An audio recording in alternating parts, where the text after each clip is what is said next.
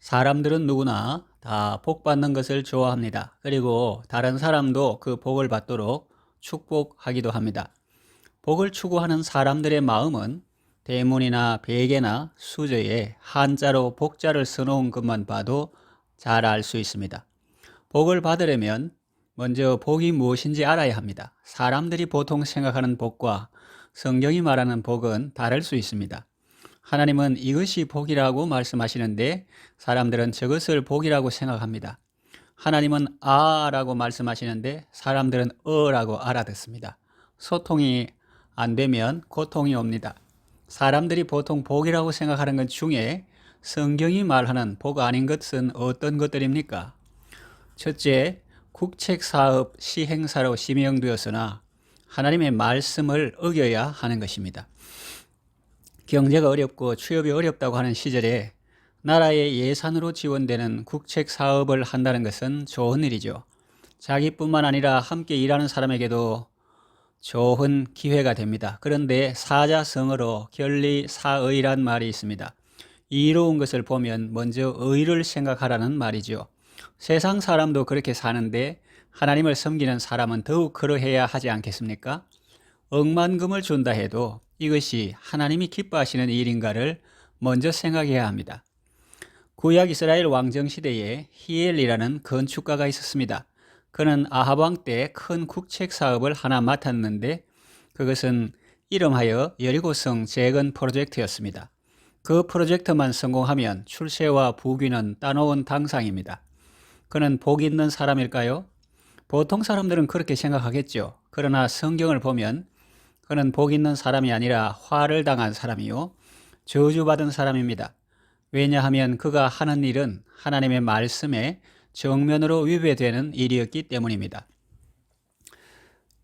성경 여호수아 6장 26절 보면 여호수아가 그때에 맹세하게 하여 이르되 누구든지 일어나서 이 여리고성을 건축하는 자는 여호와 앞에서 저주를 받을 것이라. 그 기초를 쌓을 때에 그의 맏아들을 이룰 것이요 그 문을 세울 때에 그의 막내 아들을 이루리라 하였더라 했습니다. 그리고 열왕기상 16장 34절에 보면 그때에 베델 사람 히엘이 여리고를 건축하였는데 그가 그 틀을 쌓을 때에 맏아들 아비람을 잃었고 그 성문을 세울 때에 막내 아들 스굽을 잃었으니 여호와께서 눈의 아들 여호수아를 통하여 하신 말씀과 같이 되었더라 했습니다. 그 시대에 베델 사람 히엘이 여리고를 건축하였다 하는데 그 시대는 어떤 시대입니까? 아합이 다스리던 시대죠. 그는 그 이전의 모든 사람보다 여호와 보시기에 악을 더욱 행한 사람입니다. 이방 여인 이스벨을 아내로 삼고 바알과 아세라를 섬긴 사람입니다. 왕조차 앞장서서 우상 숭배하던 시대였으니 백성들은 오죽했겠습니까? 히엘은 하나님께서 여호수아를 통해서 하신 말씀을 잊어버렸거나 아니면 알고 있어도 무시하고 그대로 진행했을 것입니다. 그러다가 결국은 자식들을 잃는 비극을 맞이하게 된 것입니다. 그러니 아무리 국책 사업이고 남들이 부러워하는 일이라고 해도 하나님의 말씀을 어기면서까지 그 일을 하는 사람은 성경이 말하는 복 있는 사람은 아닌 것입니다. 둘째, 부정한 방법으로 정치 권력을 탈취한 것입니다. 사사기 9장에 보면 아비멜렉이라는 사람이 나옵니다. 세겜에 있는 기드온의 첩의 자식입니다. 그 이름의 뜻은 내 아버지는 왕이다입니다. 기드온이 죽자 그는 왕이 되려고 악한 방법을 씁니다. 세겜에 가서 외가 사람들을 설득하고 선동합니다. 기드온의 아들이 70명이나 있는데 그들이 다 다스리는 것과 한 사람이 다스리는 것 중에서 어느 것이 낫겠느냐? 그리고 나는 여러분의 친척임을 기억하라. 그런 말을 했는데 그 말을 듣고 그의 외가 사람들이 세겜 사람들을 설득시켜 그들의 마음이 아비멜렉에게 기울게 했습니다. 세겜 사람들은 그들의 신전에서 은 70개를 내어 아비멜렉에게 주었습니다. 아비멜렉은 그것으로 깡패들을 고용합니다. 그리고 그들을 이끌고 오브라에 있는 아버지 집으로 가서 기드온의 아들들, 곧 자기 형제들을 다 죽여버립니다. 70명을 한 바위 위에서 죽였습니다. 그리고 세겜에서 왕으로 즉위합니다. 세상적인 관점에서 보면 첩의 아들이 계책을 잘 세워서 정적들을 제거하고 왕으로 즉위했으니 성공했다, 출세했다 할 만합니다. 그러나 성경은 그것을 악한 행동이라 말합니다. 아비멜렉은 복 있는 사람이 아니라 저주를 받은 사람입니다. 아비멜렉 3년에 세겜 사람들이 아비멜렉을 배반합니다. 거기에 대해서 성경은 이렇게 말합니다. 사사기 9장 24절. 이는 여룻바알의 아들 70명에게 저지른 포악한 일을 갚되 그들을 죽여 피 흘린 죄를 그들의 형제 아비멜렉과 아비멜렉의 손을 도와 그의 형제들을 죽이게 한 세겜 사람들에게로 돌아가게 하심이라 했습니다. 악행한 사람도 또 그 악행을 방조한 사람들도 다 저주를 받았습니다. 세겜 사람들의 반역과 그것을 진압하는 과정에서 많은 사람들이 죽었고 아비멜렉은 망대를 공격하다가 그 위에서 한 여인이 던진 맷돌 윗짝에 맞아서 두개골이 깨져 죽었습니다. 이걸 보면 악하고 부정한 방법으로 정치 권력을 탈취한 것은 복이 아니라 저주라는 것을 알 수 있습니다. 셋째, 악한 방법으로 재물을 모으는 것입니다. 다시 이스라엘 왕정 시대로 들어와 이제는 백성이 아닌 왕의 예를 들어보겠습니다. 아합은 우상 숭배로 하나님을 진노하시게 했을 뿐만 아니라 살인하고 도적질함으로 하나님의 계명을 범하며 하나님을 더욱 진노하시게 했습니다. 왕궁 옆에 있는 나봇의 포도원이 탐이 났습니다. 나봇에게 대토를 줄 테니 팔라고 했지만 나봇은 10조의 땅을 팔 수 없다고 말했습니다. 아무리 악한 아합이라지만 그래도 명색이 이스라엘 왕인데 하나님의 율법을 모를 리가 없죠. 그래서 낙심하고 누워있는데 그의 아내 이세벨이 그를 충동질합니다. 그리고 직접 나가서 나봇을 죽이고 그의 포도원을 대가 없이 빼앗았습니다. 그 행위도 악하지만 그 과정에서도 악을 행했습니다. 거짓을 사주했습니다. 거짓 정인을 세우고 나봇을 잔치에 불러서 여러 사람 앞에서 나봇을 고발하게 합니다. 이 사람이 하나님과 왕을 저주했습니다. 그랬습니다. 신정 국가에서 하나님과 왕을 저주하는 것은 큰 죄입니다. 나봇은 하나님의 말씀에 순종하려고 왕의 명령도 거절한 선량한 백성인데 그가 하나님과 왕을 저주하다니요. 당치도 않은 말이지만 거짓 증인이 둘이나 우기고 있으니 그것을 빌미로 나봇을 적결 처형합니다. 그리고 그 포도원을 빼앗습니다. 하나님께서 선지자 엘리야를 보내서 아합에게 경고했습니다. 네가 죽이고 빼앗았느냐? 개들이 나봇의 피를 핥은 곳에서 내 피도 핥을 것이다. 하나님의 말씀은 그대로 이루어졌습니다. 아합은 길르앗 라못 전투에서 전사했고 돌아와 그의 병거를 씻을 때 개들이 그의 피를 핥았습니다.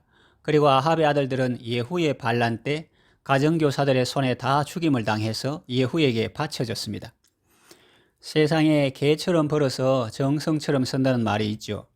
개처럼 번다는 말이 아무리 험하고 굳은 일이라도 마다하지 않고 열심히 일한다라는 의미라면 괜찮습니다. 그러나 돈을 모으고 재산을 불리기 위해서는 수단 방법을 가리지 않고 사람을 죽음에 내몰더라도 개의치 않는다는 의미라면 그 말은 잘못된 말이요. 그런 행동은 잘못하는 것입니다.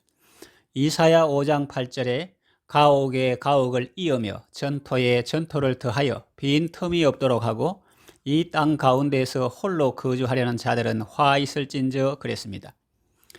쪽방에 거주하는 사람도 있고 날씨가 추운데 노숙하는 사람도 있는데 부정한 방법으로 주택을 늘리고 재산을 불리며 이 땅 가운데에서 홀로 거주하려 하는 사람이 있다고 가정할 때 그를 가리켜 세상 사람들은 머리 좋은 사람이다, 수완 좋은 사람이다, 지혜로운 사람이다, 복 있는 사람이다 할지 모릅니다. 그러나 하나님은 그들에게 화가 있을 것이라고 하시며 장차 있을 심판을 말씀하십니다. 제 말에 오해가 없기를 바랍니다. 저는 지금 부자는 다 나쁘다고 말하는 것이 아닙니다. 그리고 땀 흘려 열심히 일한 대가로 부를 얻고 누리는 것을 나쁘다고 말하는 것도 아닙니다. 부는 하나님의 선물일 수 있고 축복일 수도 있습니다. 돈을 사랑함이 일만하게 뿌리가 되는 것이지 돈 자체는 나쁜 것이 아닙니다. 선한 부자가 되어서 다른 사람들을 도와주고 나누고 베풀고 섬기는 삶을 사는 것은 귀한 것입니다. 제가 지금 말씀드리려는 것은 세상 사람들이 일반적으로 복이라고 생각하는 것과 성경이 말하는 복은 다를 수 있다는 것입니다. 하나님은 슬퍼하시고 안타까워하시는데 자기는 좋다고 즐거워하고 있으면 어떻게 되겠습니까? 복 있는 사람은 악인의 꾀를 좇지 아니하며 죄인의 길에 서지 아니하며 오만한 자의 자리에 앉지 않습니다. 아무리 좋은 사업이라도 하나님의 말씀을 어기는 일이라면 단호히 거절합니다. 부정한 방법으로 정치 권력을 탈취하려 하지 않고 그런 사람을 방조하지도 않습니다. 다른 사람의 눈에 피눈물 나게 하고 다른 사람을 죽이고 그의 재산을 빼앗는 일을 하지 않습니다. 복 있는 사람은 오직 하나님의 말씀을 즐거워하며 그 말씀을 밤낮으로 읊조리는 사람입니다. 그러니 여러분 성경을 많이 읽으십시오. 매일 경건의 시간을 가지시고 하나님의 말씀을 자신의 삶에 적용하고 실천하십시오. 시간이 나면 성경을 읽겠다 하지 마시고 시간을 내서 성경을 읽으십시오.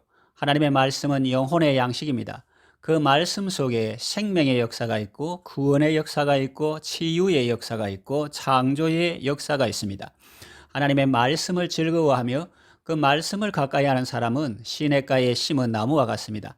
말씀을 통해서 그리스도와 연합하고 하나님의 사랑에 깊이 뿌리를 내렸기 때문에 어떤 상황에서도 주님으로 말미암아 선한 열매를 맺습니다. 그리고 그 하는 일이 다 형통합니다. 여러분은 세상 사람들이 보통 생각하는 그런 복이 아니라 하나님이 말씀하시는 참된 복을 받으시기 바랍니다. 하나님을 사랑하고 그 말씀을 즐거워하며 주야로 묵상함으로 참 생명의 삶을 살아가시기를 바랍니다. 기도합니다. 만복의 근원이신 하나님 아버지, 참된 복이 어떤 것인지 일깨워 주셔서 감사합니다. 사탄 마귀는 무엇이 참된 복인지 알지 못하도록 거짓과 탐욕으로 우리를 부추겨 우리의 시야를 흐리고 있습니다. 하나님의 말씀 속에 생명이 있고 지혜가 있고 능력이 있습니다. 하나님의 말씀을 즐거워하고 주야로 묵상함으로 사탄의 속임수에서 벗어나 하나님께서 우리에게 허락하신 참으로 복되고 영원한 생명의 삶을 살게 하소서. 예수님의 이름으로 기도합니다. 아멘.